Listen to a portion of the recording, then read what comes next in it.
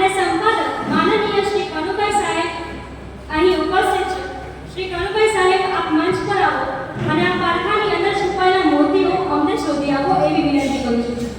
ભારત માતા કી જય. ભારત માતા કી જય. આજનો આજે કાર્યક્રમ છે કે બંધુ સેવા ટ્રસ્ટ, સામે લખેલું છે બંધુ સેવા ટ્રસ્ટ. બંધુ સેવા ટ્રસ્ટને તમે નહીં જાણતા હો. જગાણા છો તમે. જગાણામાં મેં ઘણા, તમારી પાસે ઘણા પ્રકારના ટ્રસ્ટો હશે, ઘણી સંસ્થાઓ હશે, પણ આ બંધુ સેવા ટ્રસ્ટ આ પુસ્તકનું વિમોચન કરી રહ્યું છે. એના જે પ્રયોજક છે ભગવાનદાસ ઠક્કર બંધુ, બહુ મોટા ફોરેસ્ટ ઓફિસર, આજના કાર્યક્રમના અધ્યક્ષ હતા, પણ સંજોગોવશાત આવી શક્યા નથી. બીજી સંસ્થા છે કલા સૃષ્ટિ ફાઉન્ડેશન, એ પણ આવ્યા નથી. આપણે જ્યારે કોઈ કાર્યક્રમમાં જઈએ ને ત્યારે પહેલું આપણે વાંચવું જોઈએ કે આ કોણ કાર્યક્રમ કરી રહ્યું છે. તો કલા સૃષ્ટિ ફાઉન્ડેશન જે છે એના ચંદુભાઈ એટીડી મારી સામે ઊભા છે. એ યુટ્યુબ આવે છે ને, એ યુટ્યુબની અંદર બધા કાર્યક્રમોને સ્ટોરીઓ મોકલે છે. બહુ મોટા કલાકાર છે. એમને એમ થયું કે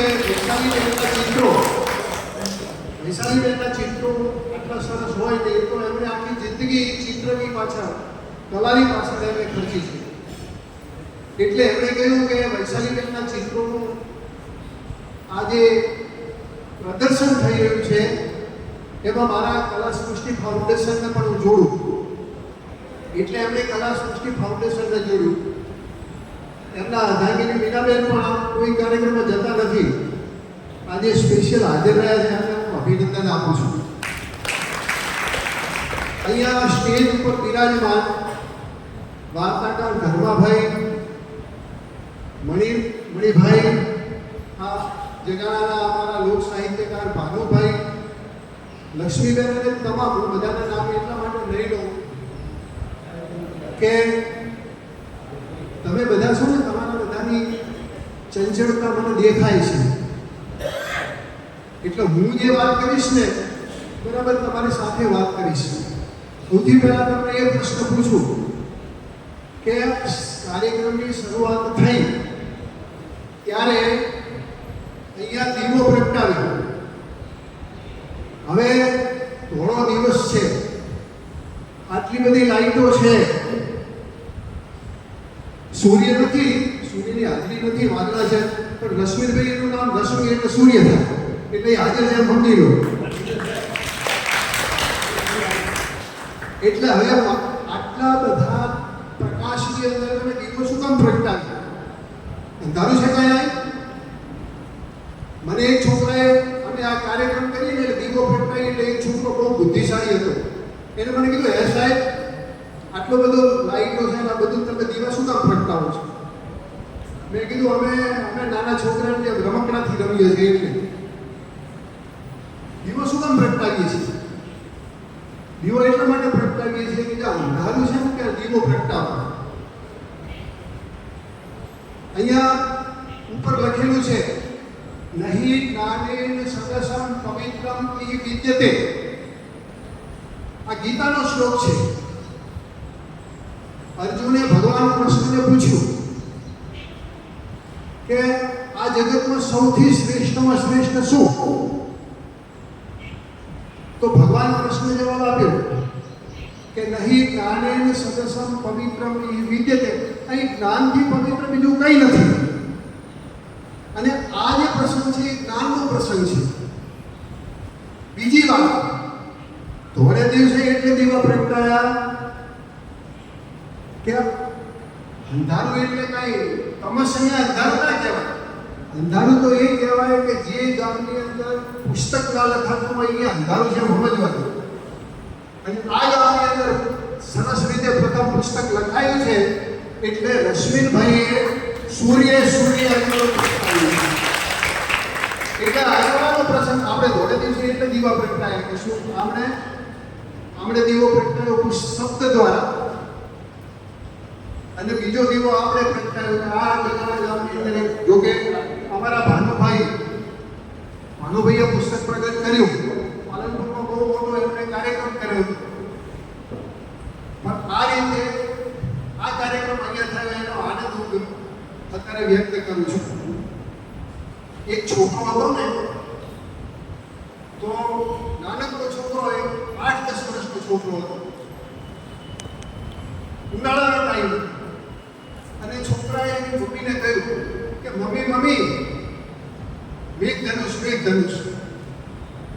તો મમ્મીએ કીધું કે આકાશમાં સૂર્ય છે વાદળ નથી વીજળી નથી કશું નથી ને મેઘધનુષ ક્યાંથી હોય અરે કે મમ્મી તને મેઘધનુષ બતાવો તો એણે એની મમ્મીનો હાથ પકડ્યો અને હાથ પકડીને બહાર લઈ આવ્યો હવે એવું બનેલું કે ત્યાં કને પાણીની એક નાળી હતી અને પાણીની નાળીની અંદર ગંદુ પાણી વહેતું હતું અને એ ગંદા પાણીમાં તેલ હોય કેરોસીન હોય બધું કચરો હોય ને એ કચરાની અંદર એને મેઘધનુષ દેખાય ગંદી નાળીમાં મેઘધનુષ દેખાય માએ તો તરત ના કરે ગંધ મારે માને એની અંદર ગંધ લાગતી હતી પણ દીકરાને એમાં મેઘધનુષ દેખાતું એનું કારણ છે કે એની દ્રષ્ટિ હોય એને કથા મળે અને જેની દ્રષ્ટિ હોય એને ચિત્ર મળે એના માટે સ્પેશિયલ દ્રષ્ટિ જોઈએ વિઝન જોઈએ ઘટનાઓ તો ખૂબ બને છે પણ એ બધી ઘટના નવલકથા નથી બનતી વાર્તા નથી બનતી અને એને બનાવનાર નથી હોતા આ કેવી ક્ષણમાં પ્રગટે છે જો હું નવલકથાના વિમર્શ વિશે વાત કરતો હતો પણ નવલકથાની ઘટનાની બહુ લાંબી વાત ધર્માભાઈએ કરી અને થોડીક વાર હિદાયતભાઈએ પણ નવલકથાની ઘટના વિશે વાત કરી પણ એ નવલકથાની ઘટનાની અંદર જે મર્મ છે ને એની અંદર જે સૂક્ષ્મ ભાવ છે અમારે એમ કહેવાય કે કવિતાની બે પંક્તિઓ અથવા તો સાહિત્યના બે વચ્ચે એક છુપાયેલું સત્ય હોય છે આ છુપાયેલું સત્ય શું છે એ વાત કરવી છે પણ એ પહેલા વાત કરીએ કે દરેક કવિ લેખક સર્જક એ નાનકડો બ્રહ્મા છે બ્રહ્મા ભલે બહુ મોટો સર્જક હોય પણ રશ્મિભાઈ કહે કે હું એ સર્જક છું મારે લખવું છે વૈશાલીબેન કે હું એ સર્જક છું મારે ચિત્ર દોરવું છે તમે ભલે મોટા સર્જકો અમે નાના તો ખરા ને નાનકડા તો સર્જક ખરા ને અમે સર્જન કરીએ અને તમને એ નવાઈ લાગે કે બ્રહ્મા છે ને જે મોટો સર્જક છે એને આપણા પુરાણોમાં શું કહેવામાં આવ્યું છે ખબર છે એને પ્રજાપતિ કહેવાય છે અને આ પ્રજાપતિ છે એટલે છે પહેલેથી જ બ્રહ્માના આશીર્વાદ મળેલા પ્રજાપતિ અને એમણે આ કર્યું છે એટલે બહુ ખરેખર એમણે એમનો જે ભગવાને એમને જે આશીર્વાદ આપે એ આશીર્વાદને એમને સફળ બનાવ્યા પ્રજાપતિ એવું સર્જન કર્યું અને રશ્મિભાઈને મારે એ વાત કરવી છે કે રશ્મિભાઈ તમે નવલકથા લખી મને આપી નવલકથા મેં જોઈ તમે ગ્રામ્ય પરિવેશની નવલકથા લખી છે પણ જે ગામનું પન્નાલાલ પટેલ વખતે હતું જે ગામનું ઈશ્વર પેટી નિર્માણ માટે હતું જે ગામનું રમણલાલ વસંતલાલ દેસાઈએ ગ્રામ લક્ષ્મીમાં લખ્યું એ ગામડું આજે નથી આજનું ગામડું એ શહેરની સ્પર્ધા કરે તેવું કેટલી બધી બાબતો આપણી પાસે છે તમે ગાડું લાવીને મૂક્યું એ ટ્રેક્ટર કે રિક્ષા કે બાઇક પણ હોઈ શકે એટલે તમે જે પ્રાચીન ગામડાની પરંપરાને અનુસરીને લખ્યું છે તમે જગાણાને જો લખતા હો તો એવું જગાણા લખો કે જે જગાણા ગામની અંદર ટ્રેક્ટર છે ગાડીઓ છે સ્કૂટર છે અને એ સ્કૂટર ઉપર બેસીને ગામડાનો ખેડૂત બાઇક ઉપર બેસીને હવે જાય છે હવે એની પાસે અદ્યતન સાધનો છે આમ ચાપ દાબે ને હવે હાલ ફળાવે પછી નથી, હવે તો ચાપ દાબે એટલે સરસ મજાનું પાણી નીકળતું થઈ જાય છે. આ જે ગામડું છે એમણે શું કર્યું છે કે બરાબર એને એવું એ રીતે કે પ્રકરણો પણ પ્રાચીન સમય પ્રમાણે લખ્યા છે. હવે નહીં નવલકથામાં પ્રકરણના શીર્ષક નથી આવતું, સીધું પ્રકરણ શરૂ થઈ જાય છે, એનું શીર્ષક એ રીતે આ થતું હોય છે. તમે જે ગામડું દર્શાવ્યું છે એ 50 વર્ષ પહેલાનું ગામડું છે. આજના ગામડાને તમે એની અંદર લાવો. પછી રશ્મિભાઈ બીજી વાત એ છે કે રશ્મિ એટલે સૂર્ય, અને સૂર્ય સ્વયં પ્રકાશિત હોય છે, પરપ્રકાશિત નથી હોતો. પરપ્રકાશિત તો ચંદ્ર હોય. તમે સૂર્ય છો તો તમારા સ્વયંથી પ્રકાશિત થઈને એવી નવલકથા લખો કે જે આખા ગુજરાતની અંદર એમ કહેવાય કે કંઈક નવા પ્રકારનું સર્જન થયું છે. એવી વાત એ પ્રકારનું તમે સર્જન કરો કે આખા ગુજરાતમાં તમારી નોંધ લેવો. બહુ સારી વાત છે કે નવભારત પ્રકાશન અને ગુર્જર પ્રકાશન તમારા પુસ્તકો પ્રકાશિત કરી રહ્યું છે. એ તમારી બહુ મોટી ક્રેડિટ છે. પણ એની સાથે સાથે તમે જરાક દિશા બદલાવી નાખો, જુદી રીતે લખો. આ જે વિષયો છે બધા જે વિષયો ચાલી રહ્યા છે એમણે જે વિષય હાથમાં લીધો એવો વિષય લીધો છે. એનો મર્મ તમને કહું. મર્મ એ પ્રકારનો છે, આખી કથાની અંદર માત્ર લગ્નની વાત છે, વાત પ્રેમની છે. અને કથાઓ બે રીતે લખાય. એક તો કથા એ રીતે લખાય છે કે ટેબલ સ્ટોરી લખાય. આપણે ખુરશી ઉપર બેઠા બેઠા એક સ્ટોરી લખી નાખીએ. ટેબલ સ્ટોરી લખનારા મારા ઘણા મિત્રો છે. અને એક સ્ટોરી એવી લખાય કે જે વાસ્તવિક રીતે લખાય. હું મારી વાર્તાઓ લખું છું કે ધર્મભાઈની વાર્તાઓ લખે છે, તો હું ઝૂંપડપટ્ટીની વાર્તા લખું છું, ઝૂંપડપટ્ટીમાં જાઉં છું. મારી નવલકથા ગુજરાત સમાચારમાં ચાલતી હતી. આખા ગુજરાતમાં એક ગામ છે બદનામ ગામ, રૂપજીવીનું ગામ, વાડિયા, થરાદની પાસે છે. મેં એની કથા લખી. કેટલી વખત હું વાડિયા ગયો કે રૂપજીવીઓને મળ્યો, એમની સ્થિતિ જાણી, એમના વિશે જાણ્યા પછી આ કથા મેં લખી. એ નવલકથા ગુજરાત સાહિત્ય અકાદમીનો એવોર્ડ પણ મળ્યો. ગુજરાત સમાચારમાં હપ્તે હપ્તે ચાલતી હતી.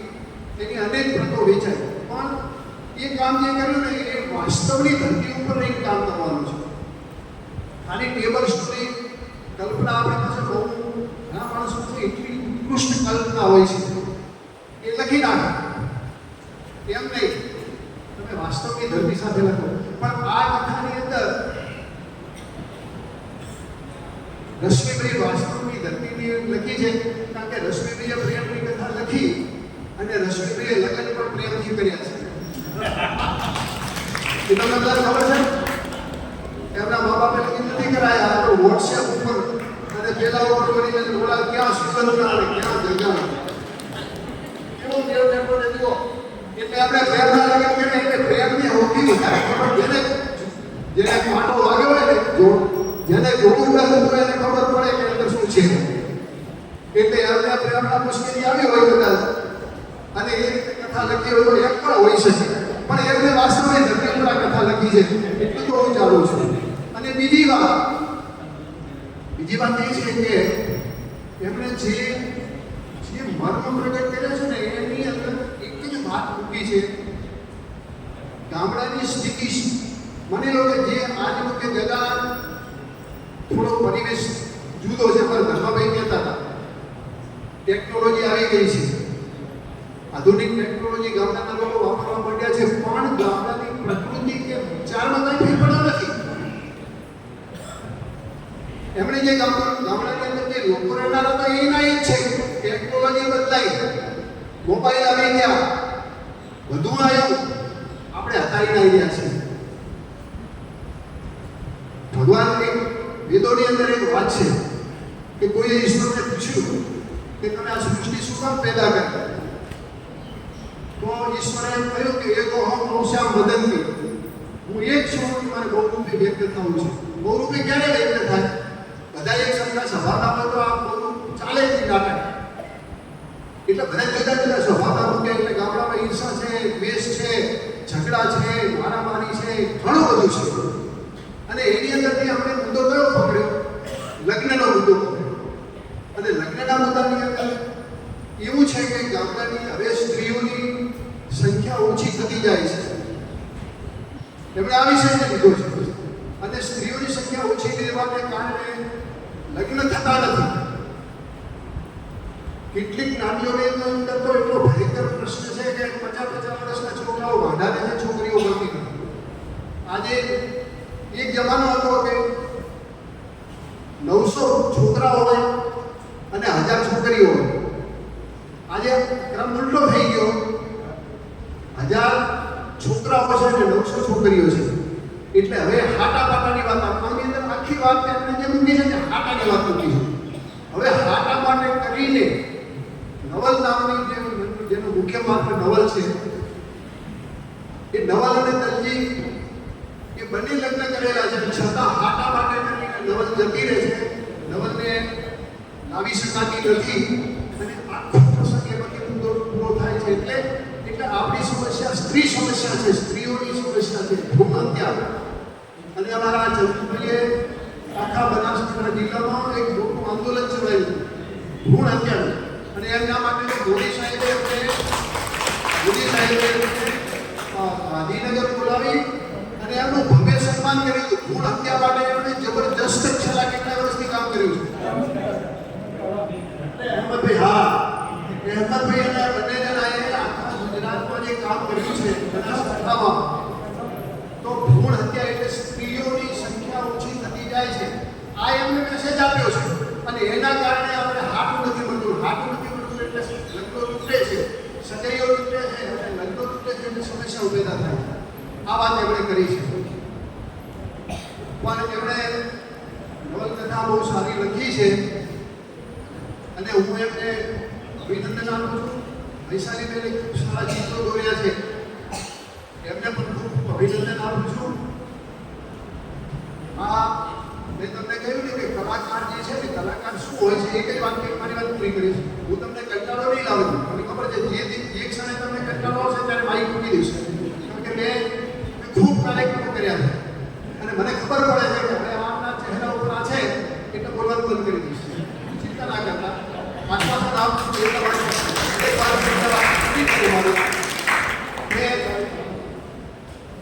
આ જે લખવાની ક્ષણ છે ને, દાખલા તરીકે વૈશાલીબેનને ચિત્ર દોરવાની ઈચ્છા થાય, અમારા ચંદુભાઈને ચિત્ર દોરવાની ઈચ્છા થાય, કે રશ્મિભાઈને કથા લખવાની ઈચ્છા થાય, કેમ થાય? નવલકથા શું કામ લખી?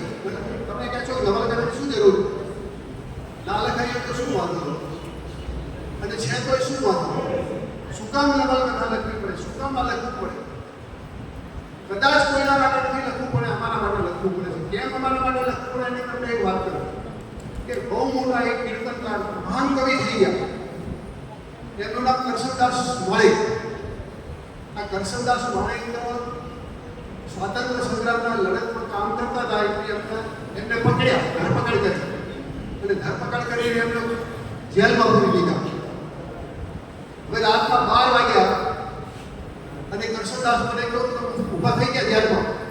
અને જેલમાં ઊભા થઈને બૂમો પાડવા માંડ્યા કે મને પેટમાં દુખે છે, દુખે છે. એટલે જે પોલીસવાળા સાથે ફરતા હતા એ દોડતા આવ્યા કે શું થાય છે? કે મને બહુ પીડા થાય છે, મને પ્રસવની પીડા થાય છે. હવે પુરુષ હતો એટલે પ્રસવની પીડા થાય એટલે પોલીસવાળા નવાઈ ગયા.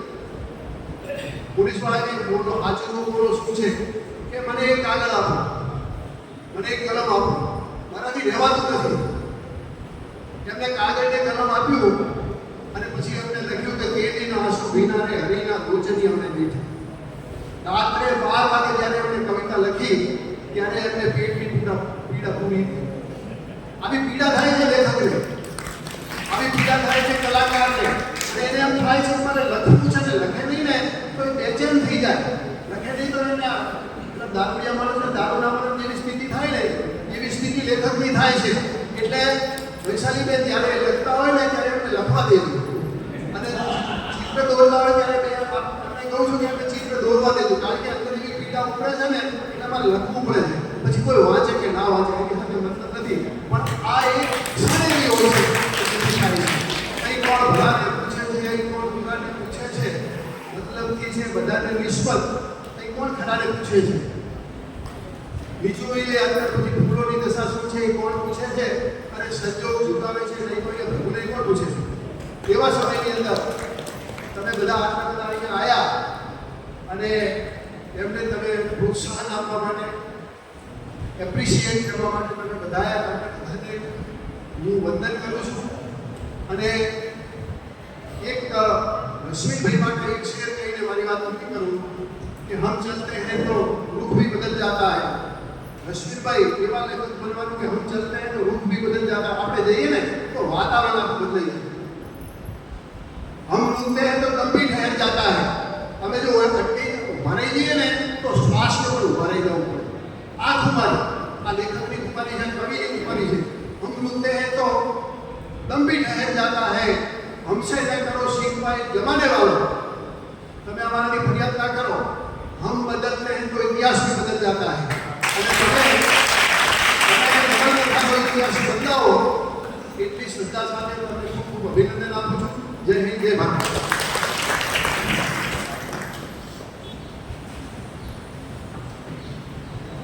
અહીંયા છે ને વાત એક સર્જકની વર્ષોની તપસ્યાની થઈ રહી છે. એટલે કહીશ કે કોઈની આંગળી પકડીને ચાલવું કદાચ સહેલું હોય છે, પણ પોતાના જ વિચારોના શબ્દો આપવા અઘરા હોય